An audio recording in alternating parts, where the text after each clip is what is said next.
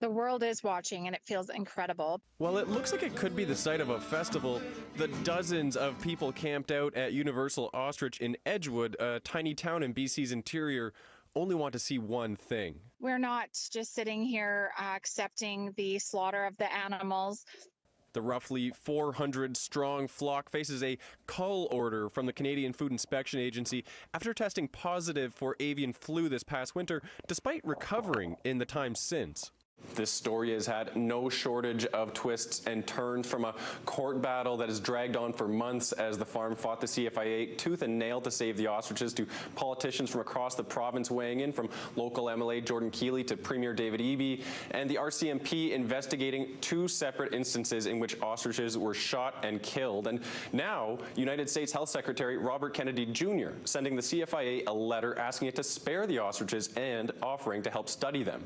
The letter says there's significant value in researching the birds due to their longevity and the antibodies they've developed in fighting the virus, adding that the U.S. has been studying avian flu intensely to prepare for a potential epidemic. In a statement, the CFIA confirmed that it had spoken to Trump's top health official and the commissioner of the U.S. Food and Drug Administration, and that it remains focused on its response to avian influenza across the country to protect human and animal health and minimize impacts on the poultry industry.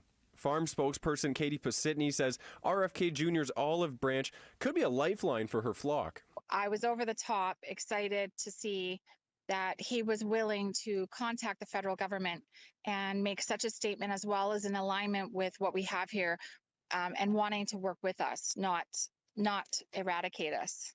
The ostriches were already being studied by multiple teams from the U.S. and Japan. The species has very unique immunological properties that make them excellent for antibody research. So millions of dollars in research have been poured into these animals through our collaboration with Dr. Tsukamoto out of Japan.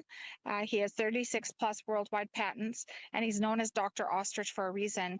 There's been years of things and technologies that he's worked on himself, and we felt very honored that we could work with him and use his science to help protect these guys. Hopefully, for that research to be used in Canada and on a global scale. The ostrich's latest proponent, Jocelyn, who narrowly survived after contracting Canada's first human case of avian flu last year, she and her family spoke at the farm Saturday, calling out media coverage using her experience as rationale for why the birds should be put down. I felt that it was wrong to use me, per se, as the example of why they should be killed. Jocelyn is just one of thousands of people from around the world petitioning the CFIA to drop its cull order. It's still not clear when or how the ostriches would be culled. The agency has said that it won't release that information ahead of time. The farm is preparing to appeal the court's latest decision to allow the cull to move forward, but in the meantime, the ostriches' lives still hang in the balance. In Vancouver, Jack Rabb, City News.